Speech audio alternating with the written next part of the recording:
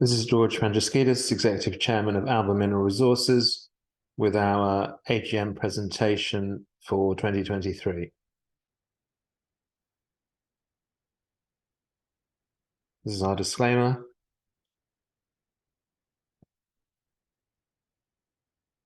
The overview of Alba: we have a suite of gold assets in the UK, uniquely so.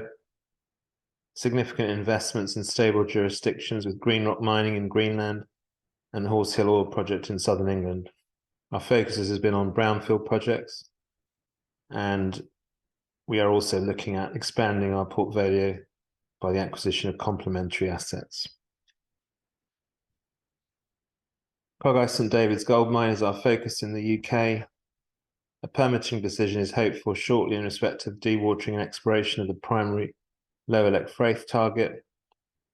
The Environment Agency has been undertaking an HRA, or Habitat Regulations Assessment, on the project since 2021, and we've fed into that process multiple times over the last 2 years. Pleased to say that following the last round of comments from NRW and our submissions on the proposed dewatering and protected species licence applications, the water discharge permit application has been advertised by NRW, and as far as we're led to understand, all of our queries on the EPSL application and HRA have been satisfied by our consultants, and we're just awaiting confirmation of that from the regulator. So hopefully, after a very long process, we're now very much near the end and close to decision. And subject to permit grant, we are on standby to mobilise the site. It's a key achievement and hurdle to get through that we, as I say, have been working painstakingly towards for 2 years. Why do we want these permits? Because we've discovered some significant targets within the mine that were never known about before, and we've done that through our own drilling. In the Lower Lechfraith, which is our primary target, which is why we want to dewater that area, we found downward continuation of the Lechfraith structure up to 122 meters below the deepest existing level number 4. And in the main lode, where most of the gold has historically been produced from, we have again drilled to the west of the Tinny Cornell adit, suggesting potential extensions to that main lode in 3 structures. That is a secondary target that we would develop or explore and develop once we've completed the Lower Lechfraith exploration and development. At the same time, we've got other targets within the mine or outside within the envelope of the licensing area that we have, and that includes the waste tip, which we consider a standalone production opportunity. It's the ore that was essentially mined and discarded during historical periods of mining of the high grade ore. We estimate it contains around about 32,000 tonnes. The fine fractions, which are the highest grade material, we estimate at about 11,000 tonnes. But we've taken a decision that no permitting is to be progressed in terms of actual submissions until we have secured the Lower Lechfraith dewatering permits. That's our critical goal. And we've decided, as I say, I think rightly so, that all these other applications have to stand by until such time as that permitting has been secured. We've got a lot of targets on the goldfield, and again, these are targets that we have identified ourselves over our years of ownership, and we are progressing those. The permitting situation is very separate for the UAV, or unmanned aerial vehicle, survey that we want to do over some of these targets. So we've been progressing that application with the Civil Aviation Authority, and we're hopeful that we'll be in a position to be able to fly that survey in July.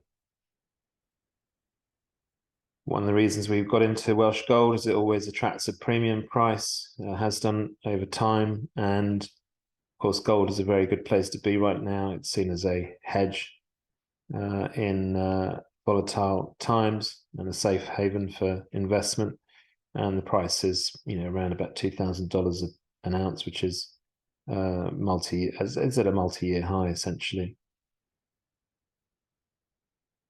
At the same time, through our investee company, Green Rock Mining, which we've founded and spun out of Alba, we've got a significant foothold in another very important sector in the mining industry, and that's the electric vehicles or battery materials sector. And we are by far the largest shareholder in Green Rock Mining. Now, they've made great strides over the last few years since listing. And now the resource has been increased threefold in recent times to now total graphite content at Amitsoq of 4.7 million tons. That's the key project for Green Rock and the one that is going to be driving value in the years ahead for Green Rock and also for Alba. And the focus at the moment is now on getting the permitting progressed. So feasibility or pre-feasibility studies, in particular a scoping study, EIA, SIA work. And it's clearly getting a lot more attention of late as we progress through the different phases of work and start to de-risk the project. Then, for instance, the EU having named it as a deposit of global importance shows that we're very much heading in the right direction there. Amitsoq, of course, has a roadmap to production, which if you're also shareholders on the Green Rock side, you may have seen, and that really takes us through to, we hope, production in early 2027. Lithium, the lithium-ion battery, of course, contains more graphite. I'm sure we've said this many times, than any other raw material, including lithium by weight, about 40 to 80 kilograms of high purity spherical graphite. Lots and lots of gigafactories are on in the process of being either financed or constructed in Europe, looking at 21 till 2030, another 19 planned after that. So a significant market and one that we hope to be supplying by 2027. So corporate activities at Alba in the last 12 months. Well, I increased my holding in the company by buying shares to a total of over 48 million shares. I'd like to do more. We do find ourselves in closed periods quite a lot, but there will be times when we can buy shares and show our support for the company, and we will endeavour, as I will endeavour certainly to do that in the coming year, because I still very much believe in these assets. We've appointed new advisors, which have really helped us to take things forward. Our ecological consultants, new ecological consultants, have been tasked with clearing the path to the grant of permits at Clogau. And we've appointed a gold supply chain expert who's been tasked with helping us to, maximise Welsh gold opportunities for commercialisation of Clogau. We've acquired the remainder of the Clogau project. We've surrendered Limerick, where we had access issues, conducted a placing, limited funds just to keep things moving ahead. And we've been assessing a lot of project opportunities in the last 12 months. And that's a focus also at the same time as moving these projects forward. It's a focus to bring in a complementary asset to the company and drive growth for shareholders. So looking ahead, look, it's been a trying time. It's been a trying 24 months really on the permitting side, but we are still very, very bullish and confident about our prospects at Clogau and the wider Dolgellau Gold Belt. A lot of local support. We're ready to mobilise as soon as we get the permits for dewatering. We know that it's been tough for us and for our shareholders the last 24 months. There's no sugarcoating that.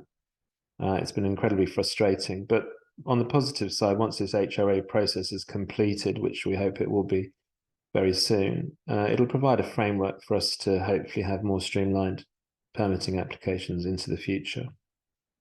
At the same time, Green Rock's been doing phenomenal work with Amitsoq in particular and progressing that towards development. We're looking at value-adding acquisitions, and as I say, that's something that we are continuing to push forward and try to secure. Gold markets are strong, very strong at the moment, and critical minerals, of course, including graphite, are showing huge demand and massive political focus, whether that's looking at the UK or US or EU markets, which Amitsoq is perfectly positioned to exploit and benefit from in the years ahead, being essentially in the middle between those two big markets of the US and the EU. So that's a brief run through of the last 12 months and also what we hope for in the coming months. And I'd also like to just answer a few of the questions that we've had in from shareholders in the run up to the AGM. Firstly, could you explain the lack of progress at the mine and the absence of tailings work, and whether some work could have been done at the mine in this time? Well, I think I've explained why we've taken a decision that it's really critical we get the permits for the lower electrode workings.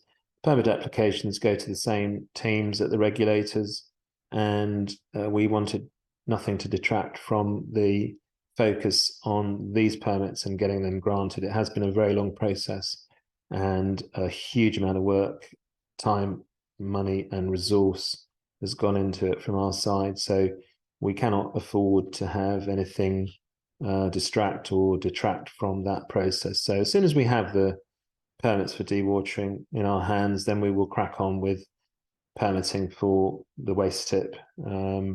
And it's not as if we haven't been working on them in the background. It is just that we haven't been submitting anything for the reasons I've just explained.